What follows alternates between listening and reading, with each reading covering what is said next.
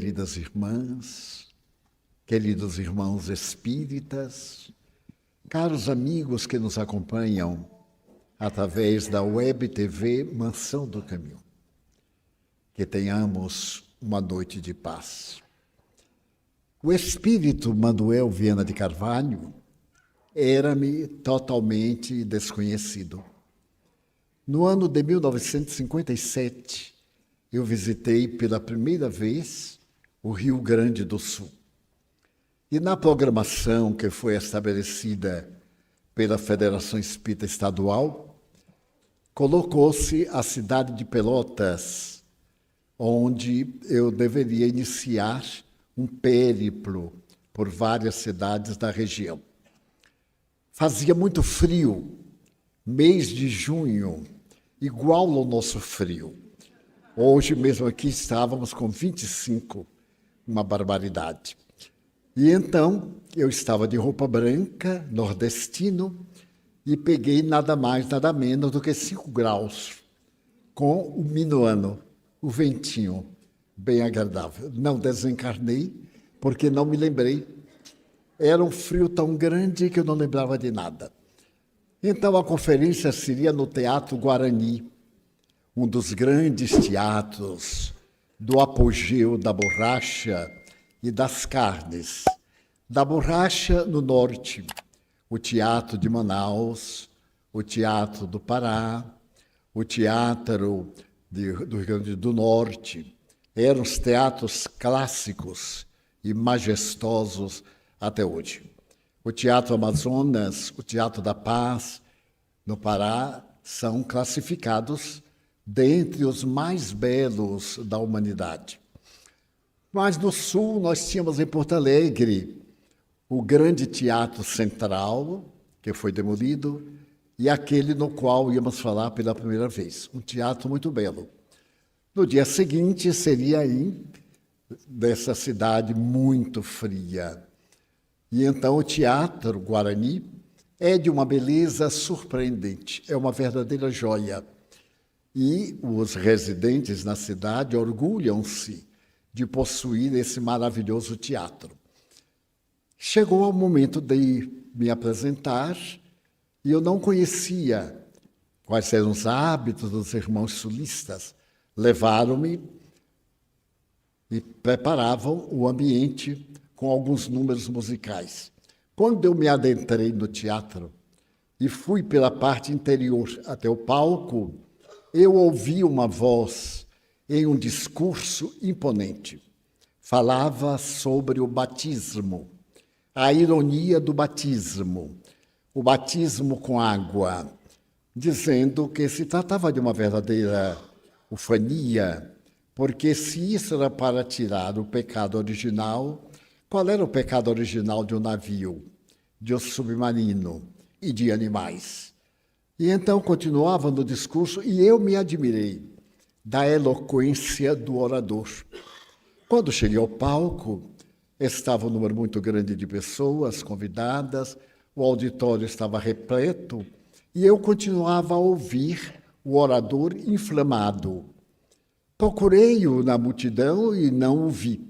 Porém, olhando e escutando numa direção, eu vi, na primeira fila do lado direito, um homem de estatura regular, mais ou menos a minha, com aproximadamente 60 anos, fazendo uma conferência magistral. Era um espírito.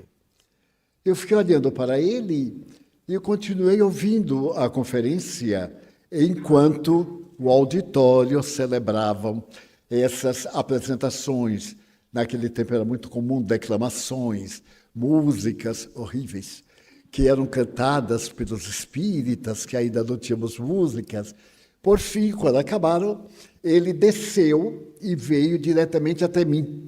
Éramos umas 50 pessoas ali à volta, os representantes dos centros espíritas, convidados especiais, e eu fiquei muito surpreso de as demais pessoas não estarem vendo. Em 57, eu já era um médium experiente, estava exercendo a mediunidade fazia mais de 10 anos, com as disciplinas exigidas pela doutrina. Aquele cavalheiro chegou-se até mim e me disse: Divaldo, Eu sou Manuel Viana de Carvalho. Na Terra eu fui major do Exército e tive a missão de levar o Espiritismo desde as velhas lagoas do Sul até as margens prósperas do Amazonas. Porque na minha condição de militar, desde o momento em que eu me tornei capitão e dirigia tropas, quando eu chegava, eu criava um centro espírita. As autoridades da época, vinculadas ao catolicismo, ficavam incomodadas, se dirigiam à região militar e eu era removido. Dessa forma, eu visitei praticamente o Brasil, desde o Amazonas até o Rio Grande do Sul. E no dia 26 de junho de 1926, eu falei aqui nesse teatro sobre esse tema, o tema do batismo. Você ainda não estava reencarnado, estava como espírito me acompanhando. Pois bem, veja que curioso. Você nasceu em 1927, a 5 de maio, mas veio com o objetivo de, quando chegasse a época de predicar a doutrina, eu, desencarnado, lhe acompanhar. É a primeira vez que eu venho realizar a palestra através de você. Mas eu fiquei aturdido, porque eu tinha que prestar atenção às pessoas, atender um, atender outro, e preparando-me para a palestra que estava anunciada. Ele sorriu e disse, não, essa perturbação você vai perfeitamente superar. Então você pode me chamar Manu, pode me chamar Manuel, Viana, ou como ele quiser. Eu tinha um secretário que era um oficial do Exército, muito amigo meu, e ele me chamava Vianinha, porque para o padrão comum eu sou um pouco baixo. Como é que você vai me chamar? Eu disse, Viana de Carvalho. Agora, se o senhor vai me inspirar, precisa de me inspirar muito, porque o senhor vai ter muita dificuldade comigo. Sou uma pessoa sem cultura, sem bases, e ficamos dialogando. E eu simpatizei, como dizemos vulgarmente, com o espírito que se me fez tão amigo, que era como se eu estivesse realmente recordando. Eu não me lembrava do que ele falou, em absoluto, mas ele me era tão familiar que eu disse assim, como é que eu devo começar a conferência? E ele me disse, Pelotas é a cidade mais culta do Rio Grande do Sul. Ela se ufana de ser uma verdadeira Atenas. No Brasil do século XIX, havia sempre uma cidade muito culta, que se destacava dentre as outras. Você já falou na cidade de Franca, no estado de São Paulo. Franca é a nossa Atenas paulista. E então você está num lugar muito culto. Eu vou inspirá-lo de uma maneira inteligente, para captar a atenção de jornalistas e de estudantes que vieram observar o que você vai dizer. Ele disse, mas me pediram para falar do Evangelho. Ele disse, sim. Falar do Evangelho, no entanto, não quer dizer que você fale muito simples. Nós vamos começar historicamente com a Renascença, por volta do século XV, XVI. A Renascença italiana, os vultos mais importantes, a mudança de linguagem, a Renascença que começou com Dante Alighieri no século XIII e que não terminou até hoje com o Livro dos Espíritos. Nisto, alguém disse, e com a palavra de Valdo Franco. Eu estava metade ouvindo o Espírito, metade prestando atenção. Então eu levantei, fiz a saudação e comecei falando sobre Dante Alighieri. Eu confesso que eu não conhecia muito Dante Alighieri. Eu conhecia o que todo mundo sabe, que leu em seleções do The Digest, em comentários, os detalhes a respeito da Divina Comédia. E eu comecei contando que depois da morte de Dante Alighieri, a Divina Comédia ainda não estava concluída e já estava publicada em Florença, somente a primeira e a segunda parte. E certo dia, o filho de Dante Alighieri estava dormindo quando teve um sonho. Apareceu-lhe o pai e disse-lhe: chame o nosso advogado e vá à casa em que eu faleci, para pegar os últimos cantos da Divina Comédia.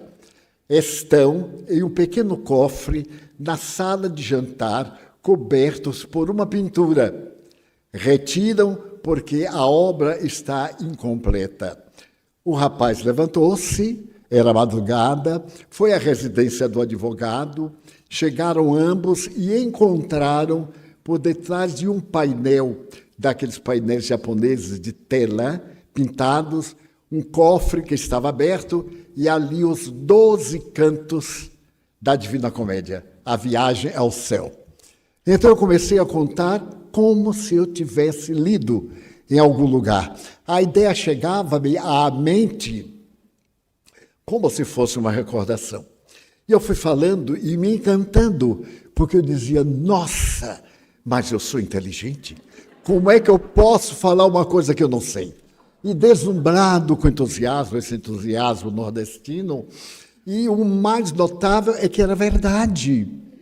E então, a partir daí, a Divina Comédia passou a ser a obra básica do Renascimento italiano das letras, como Portugal, como Espanha, que tiveram nas suas obras de Dom Quixote, e em Portugal, Camões.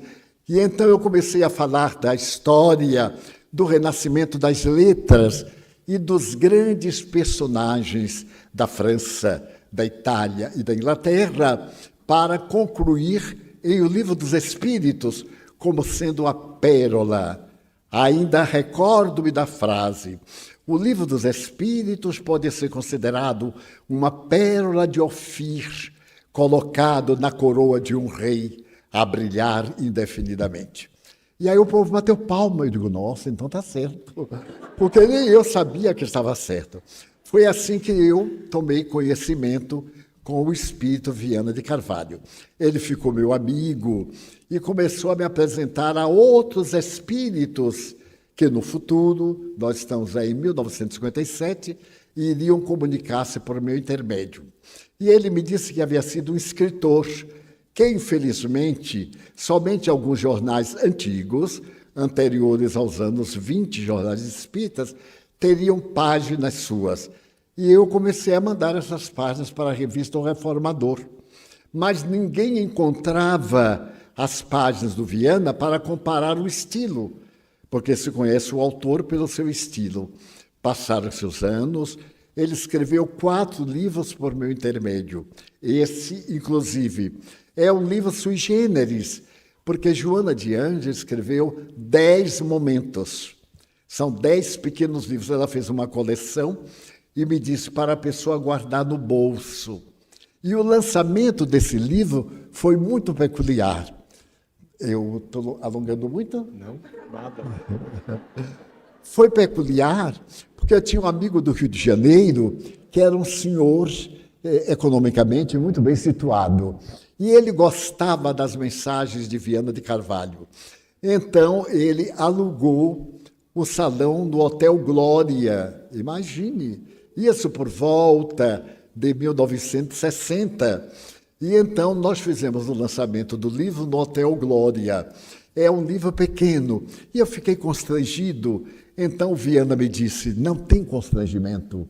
A obra de Jesus merece ser divulgada nas academias para evitar os deslustres, as adulterações, etc. Então, vamos marchar para o Hotel Glória, que naquele tempo era o máximo, era o Copacabana Palace, o Glória e etc. Eu fui sem glória ao Hotel Glória e então proferi a palestra e lançamos o livro. O livro é pequeno, mas é fantástico, pelo menos para os meus sentimentos. E a tese que ele apresentava era essa: o Espiritismo é uma doutrina tão bela que cabe em poucas palavras, mas que para entender é necessário muitos livros, porque tem que haver com o conhecimento universal. É a doutrina da imortalidade da alma, da reencarnação. E os espíritos têm uma equipe de especialistas em cada tema para poderem fazer as necessárias abordagens. Então, eu fiquei muito contente quando Viana me disse: eu tenho uma equipe de alguns médicos e alguns intelectuais para lhe socorrerem na hora das apresentações e das palestras. Muito bem. A esse tempo, eu era muito inspirado pela poetisa baiana Amélia Rodrigues, que fez aniversário na semana passada. A professora Amélia Rodrigues foi poetisa, teatróloga, jornalista, eminente personagem da nossa gloriosa Bahia das mulheres intelectuais. E então ela me aparecia e falava sobre o Evangelho. Eu próprio delirava com as descrições da Galileia, com Jesus falando, até o dia que o professor Pastorino disse: vamos transformar essas palestras em livros, porque naquele tempo os gravadores eram muito grandes, as emissões de rádio eram péssimas, as transmissões chiavam muito, e muitas vezes eu dispensava o microfone porque eu falava muito alto, ainda falo um pouquinho alto, é do tempo em que não tinha microfone. Então, nós transformamos em livros, e Dona Amélia já escreveu 12 livros diferentes sobre Jesus e a Palestina. Quando eu visitei Israel, eu tive a ocasião de conferir. E agora que eu tenho uma amiga em Jerusalém, espírita, eu pedi para ela fazer uma conferência, examinasse aquilo que está, por exemplo, no Primícias do Reino, falando da história de Israel, da geografia, se é verdade. E ela contratou uma pessoa para pesquisar e documentar a respeito de uma pessoa que nunca lá esteve, que nunca leu, e, no entanto, está exarado. E ela ficou tão entusiasmada que está traduzindo esse livro, Primícias do Reino, para o hebraico. Eu não tenho nenhum livro em hebraico, tenho em 19 idiomas, mas não em hebraico. E ela está fascinada quando ele fala sobre Cafarnaum, sobre Magdala. Ela diz que foi pessoalmente para conferir com o livro na mão e que constatou a legitimidade das informações. Mas, nesse ínterim, o Viana continuou muito meu amigo. Mas desses amigos que nos orientam, e lhes vou narrar uma experiência. Eu, muitas vezes, falando sobre o Evangelho, ouvia referências a oradores clássicos, ao Viana de Carvalho, que foi considerado o maior orador espírita dos primeiros 25 anos do século XX. Era um orador que arrebatava nas ruas, nos coretos, nos grandes auditórios, etc. E eu, coitado, chegava, falava do Evangelho, contava sobre a vida de Cristo e ficava assim com um pequeno complexo de inferioridade. Indo muito a São Paulo e fazendo conferência na Federação Espírita do Estado de São Paulo, a federação tinha muitos oradores da universidade, da USP, e quando o povo me falava da USP, parecia que era Harvard do Brasil, sem lembrar também que a nossa Universidade da Bahia foi a primeira, e naquele tempo, hoje eu não sei mais, mas naquele tempo, os seus mestres eram Magister Dixit, eram extraordinários, ninguém discutia, mas o pobre aqui não sabia de nada. Era tudo que se aprende da escola normal, rural de Feira de Santana. Aí me diz, plantar alho, plantar cebola, como é que irriga o feijão e etc. E eu pedi ao Viana, eu digo, eu quero um dia em São Paulo, ali naquele auditório de Vinícius, que era um protestante que se tornou espírita, eu gostaria de fazer um tema científico. Ele disse, você tem coragem? Eu digo, eu tenho. Agora depende do Senhor. Ele disse, não, de mim não tem problema, marque para domingo. E eu falei com o meu apresentador, que era o professor Vinícius, que eu ia fazer um tema não anunciado, mas um tema científico sobre a evolução.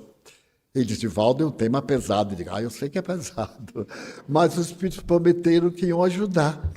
Muito bem, chegou o tal do domingo, às 10 horas da manhã, eu fui apresentado, e nesse tempo eu via como uma teletipo, uma fita, e eu ia lendo.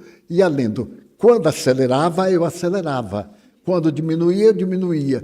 Então diziam que eu falava tal e qual, mas não era nada, era a pressa que eu tinha, porque se eu não lesse, estava perdido. E eu comecei assim. Hoje, quando necessitamos de um conhecimento profundo, aí eu vi escrito, Lord B-A-C-O-N disse. Eu então, Lord Bacon disse. Aí o Viana falou, Bacon, burro. Você não conhece o toucinho bacon? Eu disse, na Bahia tem toucinho de porco, mas não de bacon. Veja lá se em Feira de Santana bacon, de jeito nenhum. Ele disse assim, bacon. Eu fiz, quer dizer, bacon. E aí me entusiasmei. Ai, mas foi uma tragédia, porque era tanto nome. Ora francês, ora inglês, ora alemão. Mas eu estava firme. Ele disse assim, essa é a grande pesquisa da lei das mutações e das transformações da hereditariedade até os fenômenos mesológicos, graças... Aí eu citei o nome do autor. Mas, em verdade, lá vem a tragédia. O verdadeiro autor, além de Bacon, que disse uma filosofia profunda, leva a mente do homem à verdade. Uma filosofia superficial leva a mente do homem ao materialismo. Mas entre eles existem, por exemplo, Erasmus, avô de Charles Darwin, até eu fui muito bem. E existe Goethe, eu sabia pronunciar Goethe, antes eu pronunciava Goethe, mas eu tenho uma amiga suíça, e ela me disse, em alemão não tem os sons agudos, é Goethe. E também não tem os acentos, toda palavra é acentuada. Então eu falava e ela corrigia. Aí eu falei o Goethe, que nem os paulistas entenderam.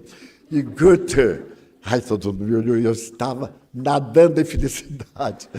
Mas veio o nome, e quando eu disse o nome, o Viana disse, novamente errou o burro. Ele é francês. Mas eu vi aquele nome tão bonito, eu pensei que era inglês e mandei o som em inglês. Não era. Foi assim que eu aprendi.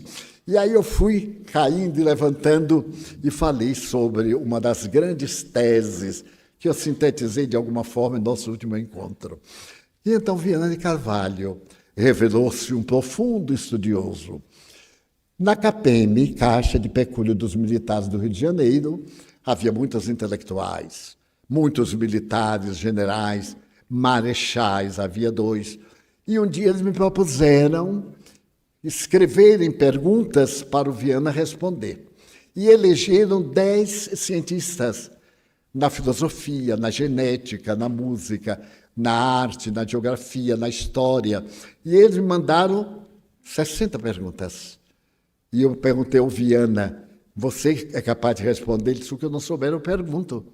Em 2 tardes ele respondeu as perguntas. Eu fiquei entusiasmado, mas o meu problema é que eu não sabia se estava certo. Não tinha quem conferir. Então mandei logo para a CAPEM no Rio e teve o aval, o livro foi publicado. Foi nesse ínterim que eu estava escrevendo Momentos, porque às vezes eu escrevo 4, 5 livros de uma vez.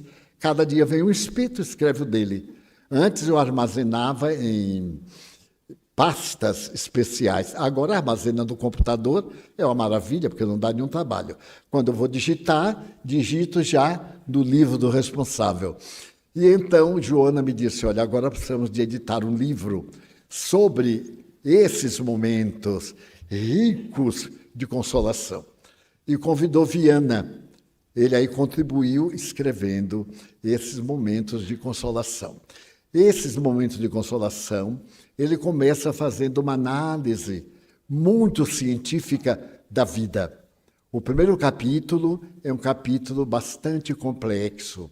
O segundo capítulo, eles fazem uma análise da Rússia. O livro já tem uns 12 anos, mais ou menos. E faz uma análise de que a Rússia veio existir depois do ano de 1516. Eram tribos, e essas tribos se uniram depois que uma cidade se destacou, que seria mais tarde uma das capitais, e surgiu a cidade de Moscou. Então, 2 religiosos vieram da Itália para montar a linguagem, o alfabeto, a gramática. E ele fala, então, dos grandes escritores, principalmente de Tolstói, de Dostoiévski, e etc. E o grande pai daquela doutrina que foi proibida durante a ditadura soviética, as grandes lutas entre a Rússia e os Estados Unidos, o doutor, deixa-me ver, a respeito de um médico cientista, que foi um filme muito bom, maravilhoso, e daí ele resolveu dar essa contribuição que está exarada nesse livro a que o Laudes se refere. Vale a pena nós darmos uma olhada nessa constituição científica das suas palavras ao lado das palavras de Joana de Ângeles. Divaldo, a dificuldade de entrevistar o médium, porque muitas das perguntas já foram respondidas, não é?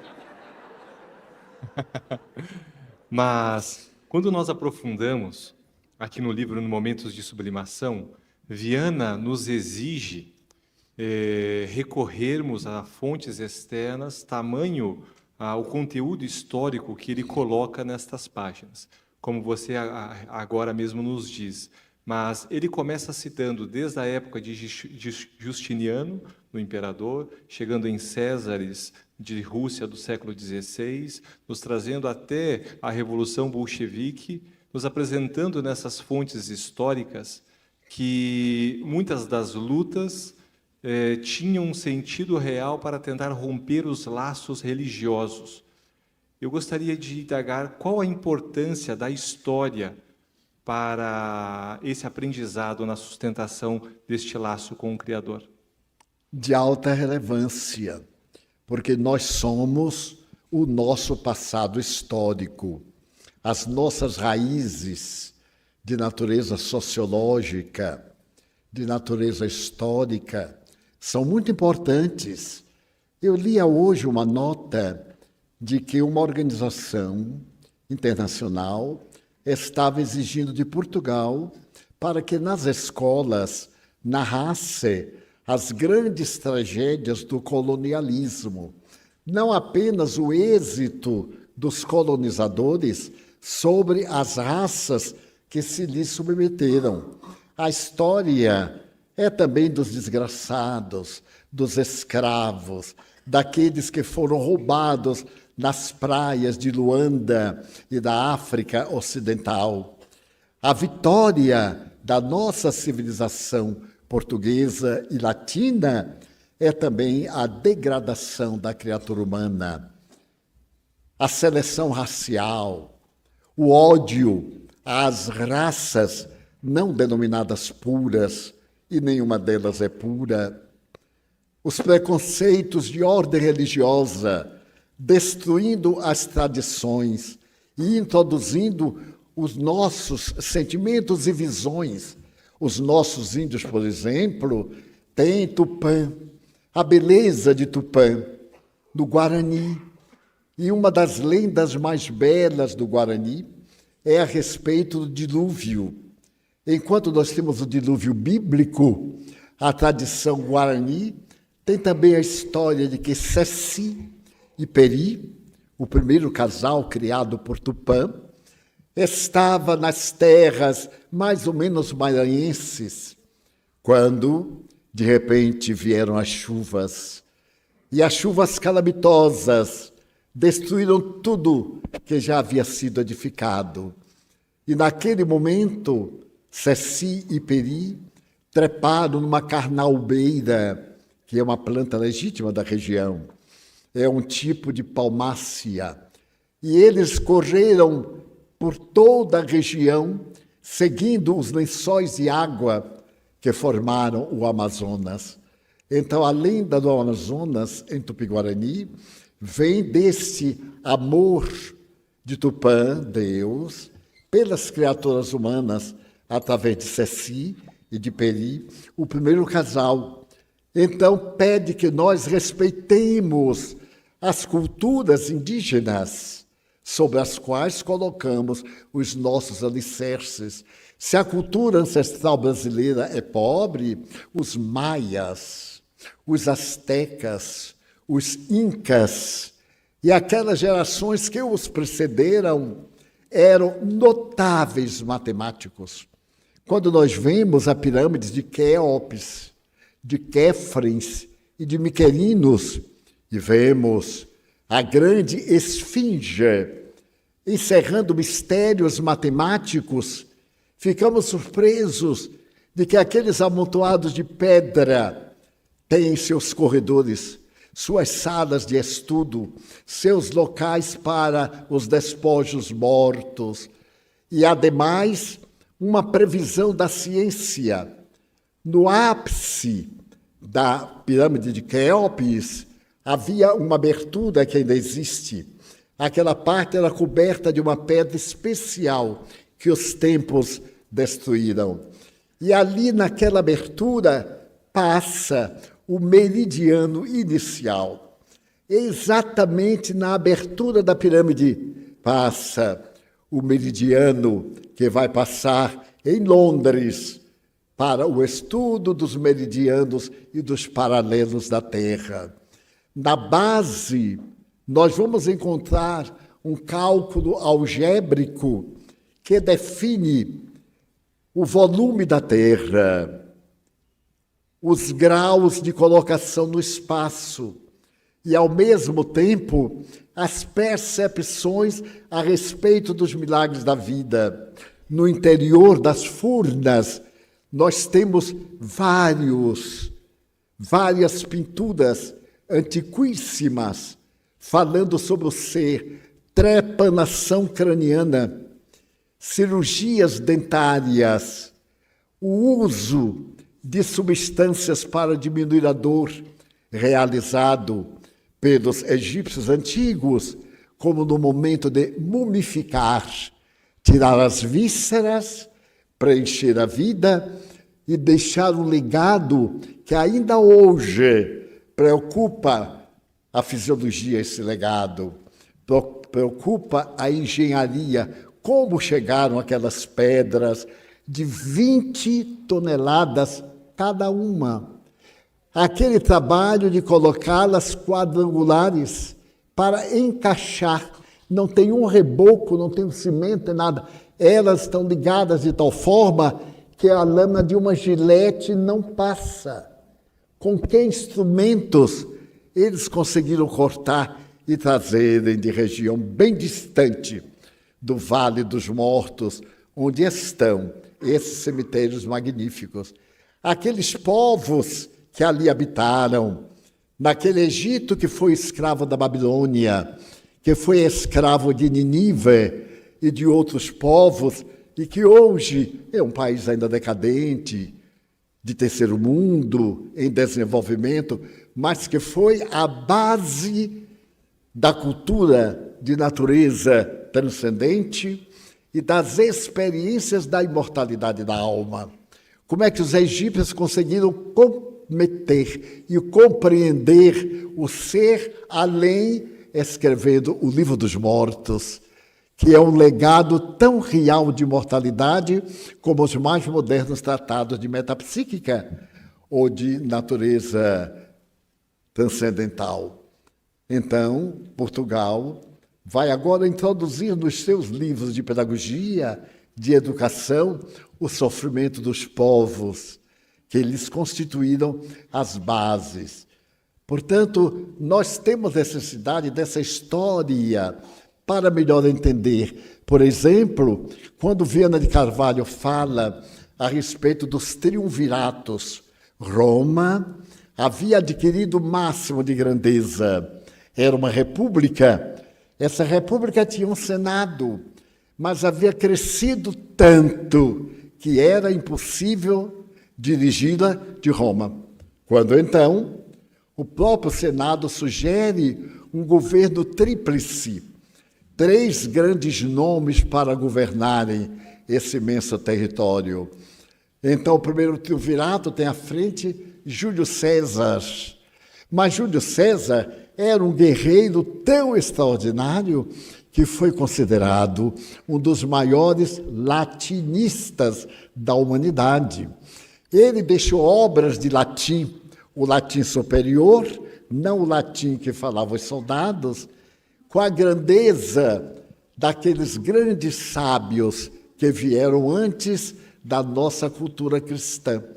Então César deixou, por exemplo, a travessia do Rubicon. O Rubicon é um rio que os exércitos de César tiveram que atravessar.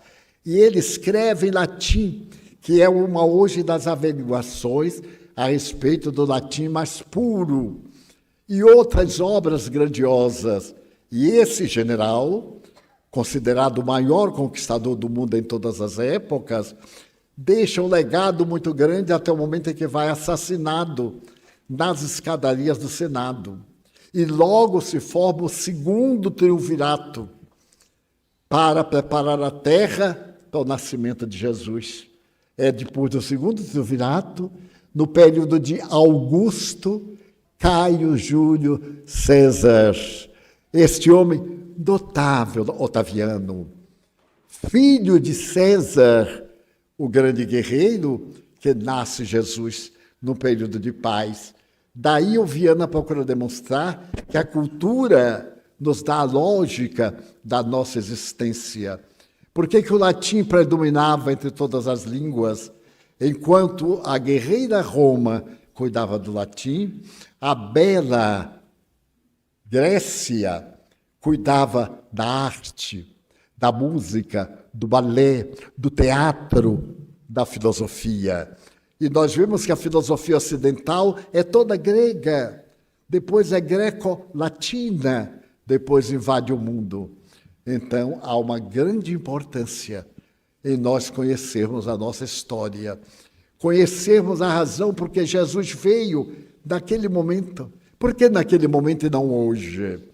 Quais eram os fatores que predispunham o Messias chegar à terra para dar um lugar ao sol, ao povo de Israel, que em 2 vezes ficaram escravos de 2 países por 700 anos. Imagine escravidão de 700 anos e depois vir a liberdade com Moisés. Trazer mais de 500 mil pessoas durante 40 anos por um deserto árido, inóspito, até encontrar a terra da promissão, donde manam leite e mel. Daí a necessidade da cultura e da doutrina espírita ser uma doutrina simples, mas não uma doutrina fácil. Entender a criatura humana. O que é a criatura humana para o Espiritismo? É o resultado de 3 elementos: energia, semi-energia e matéria. Mas como é que se pode explicar isso? Com o conhecimento da física quântica. Nós podemos ver a energia pura, a energia degradada e a energia resfriada, a matéria. Como podemos ver o mundo espiritual? Um campo de energia, como nós vemos aqui a cibernética. A minha voz, através das ondas de rádio, chegando a qualquer parte do mundo em que o satélite alcance. Então, o Espírito vai nos explicar como é possível uma vida fora da estrutura material. Como é possível existir e nós não vermos, da mesma forma que existem os átomos e nós não vemos. E são eles que constituem a matéria. Nós vemos a matéria, mas ela não é assim. Ela está em forma que os átomos criaram. Então, necessita de conhecimento, de estudo, de reflexão, para não termos dúvidas. Pessoas me dizem assim, mas me é tão difícil. Como é que será este mundo espiritual? Eu digo, como é que será o mundo dos átomos? Como é que pode? Essas coisas que a gente não enxerga.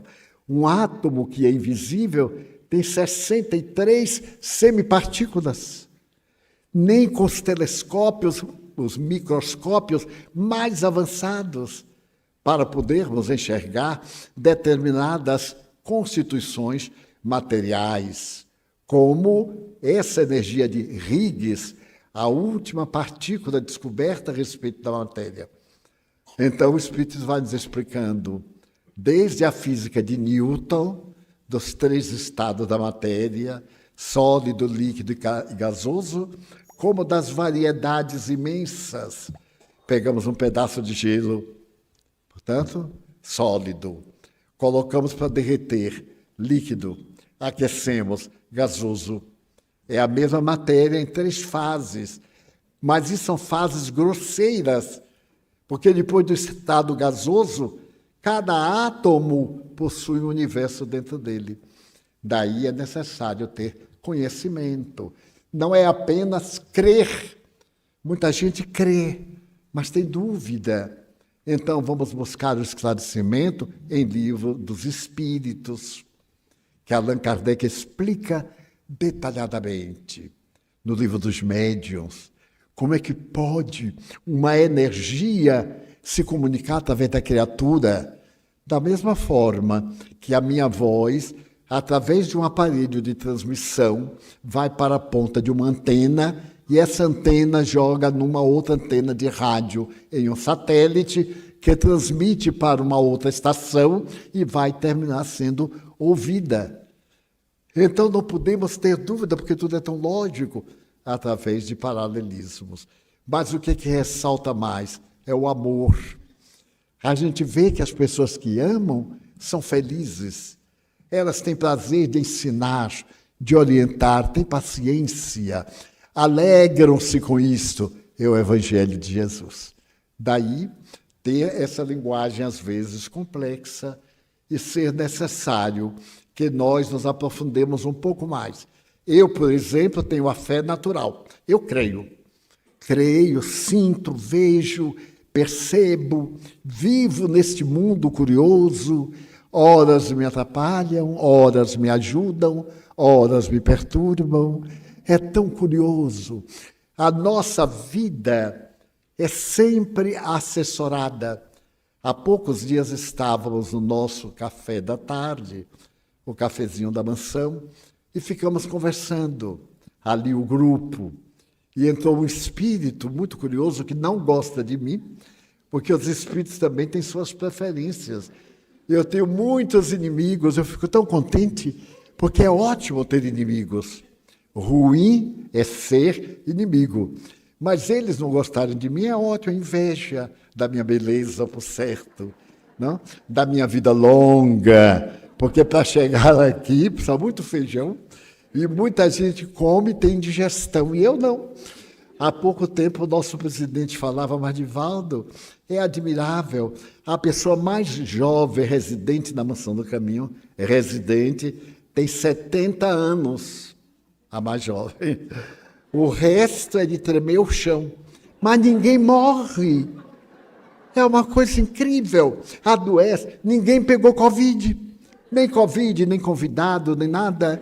As velhinhas tudo de máscara, uma gracinha, não pegaram nem gripe, nem resfriado. É um desafio. Não é porque é uma comunidade muito grande, é a nossa comunidade. O médico disse, não saia do andar, que você, se a Covid lhe olhar, já lhe mata por causa da sua idade. Eu disse, mas qual idade? O que já viu? Enfrentei a Covid. Ela até apareceu, eu digo assim, nota 0, hein?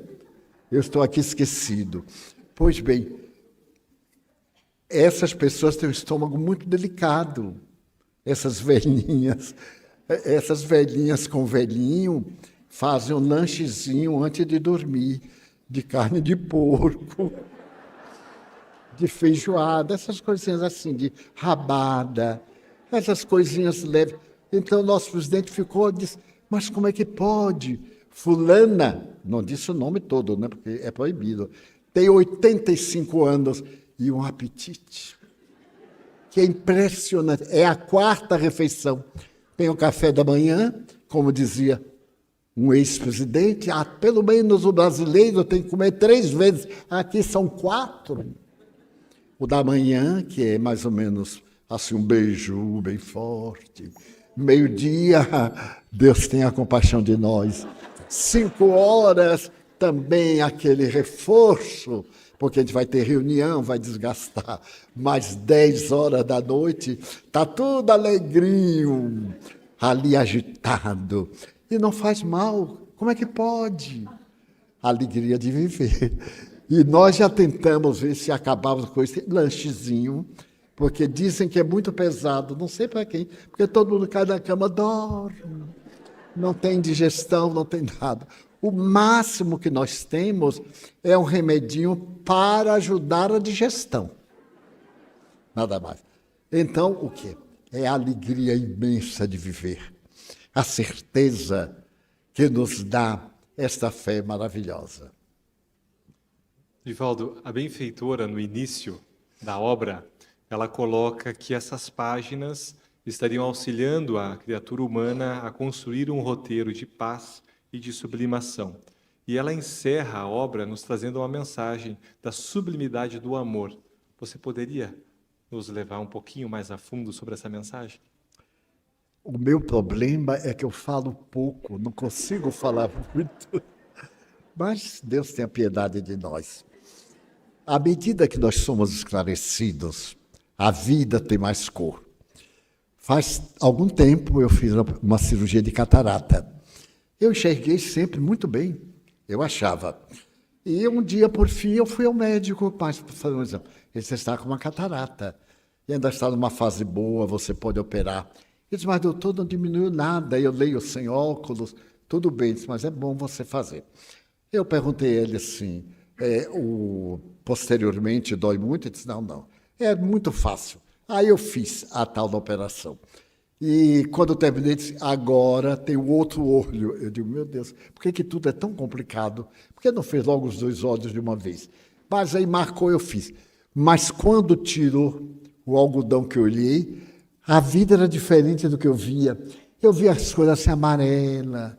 De repente eu vi amarela, aquele ouro, o vermelho, meu Deus, que beleza, o branco.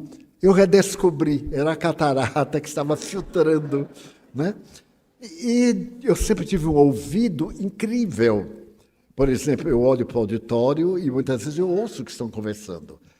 Mas, de repente, eu comecei a achar que as pessoas estavam falando baixo. E então dizia para um, fale mais alto. E para outro, fale mais alto. Então o presidente disse assim, de fato, eu acho que você está ficando surdo. Eu acho isso um desrespeito na minha idade, imagina, ficar surdo. Mas aí eu fiz o teste. Tem umas pessoas que não conversam, ciciam, vêm conversar com a gente. Pss, pss, pss, pss.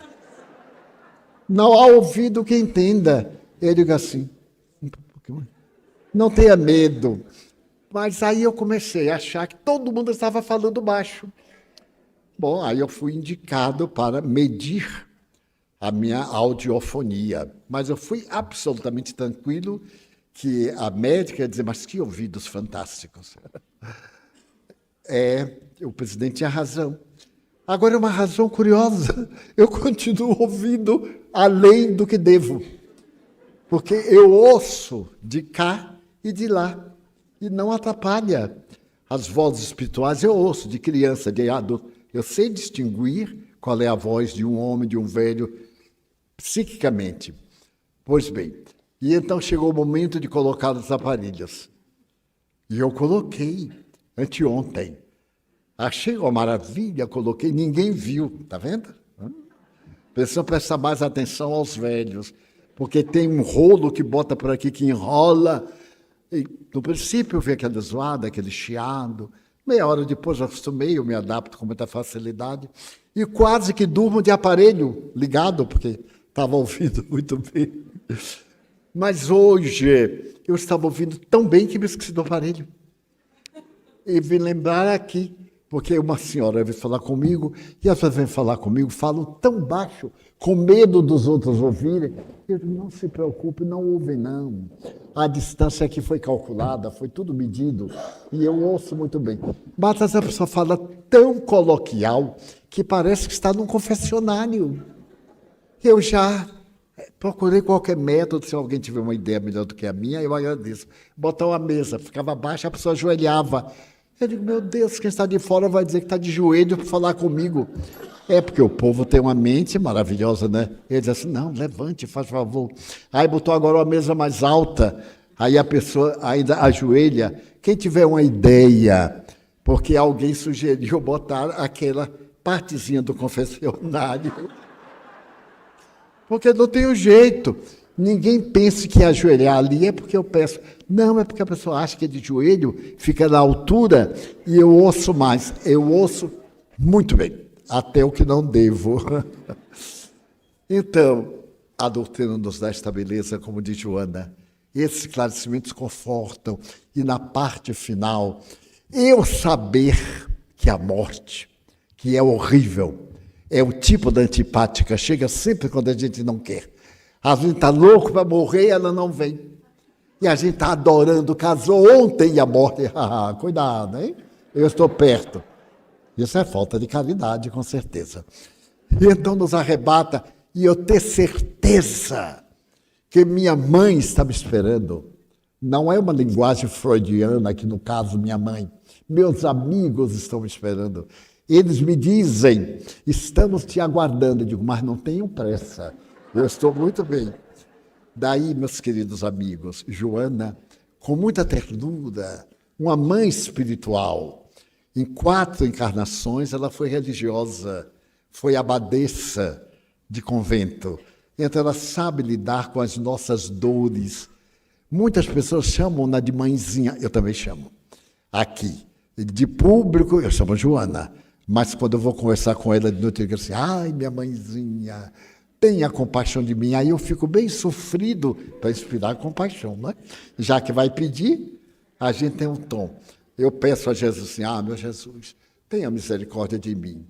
Aí chega a hora de Joana, eu digo, ai, minha mãe, a senhora não sabe o que é viver aqui na Terra, viveu há muito tempo, a Terra mudou, está muito atrapalhada. Aí eu fico ensinando a ela, né? Porque ela está lá, eu estou cá. E a senhora me deu uma ajuda, ela sorri e diz assim, meu filho, não tema nunca, nunca vocês estão a sós. Nós que os amamos, vigiamos e damos sinais, sensações de bem-estar. Essas sensações emotivas, essas lembranças muito agradáveis ao coração. Tenho a certeza de que mesmo nas dores, quando vocês choram, nós sorrimos e dizemos assim, graças a Deus, está resgatando e vem para viver comigo, porque eles estão no nível maior e nós no nível menor.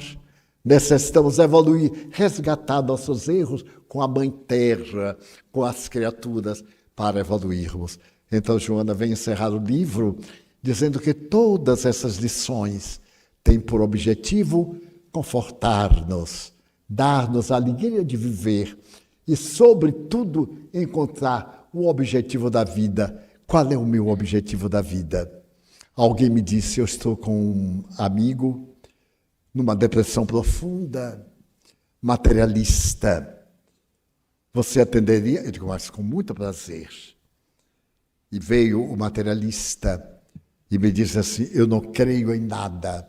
Eu digo, que curioso, mas você crê na vida, porque você está vivo, está conversando comigo, então você se crê. Agora você não crê em certas expressões e informações. Eu também não. Há muita coisa que eu não acredito. Nós temos o critério do discernimento. Eu peguei o materialista com todo carinho e fui enquadrando na linguagem de alguns materialistas, que, por fim, não podem negar a causalidade.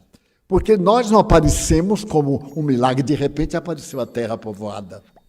Teve um princípio. E aonde está esse princípio? Vamos ver. Vamos aí à ciência, vamos à filosofia, vamos à religião. E é fascinante quando nós encontramos o princípio, a causa, os efeitos, a lei e a vida. Essa vida que nos une aqui como irmãos buscando a felicidade.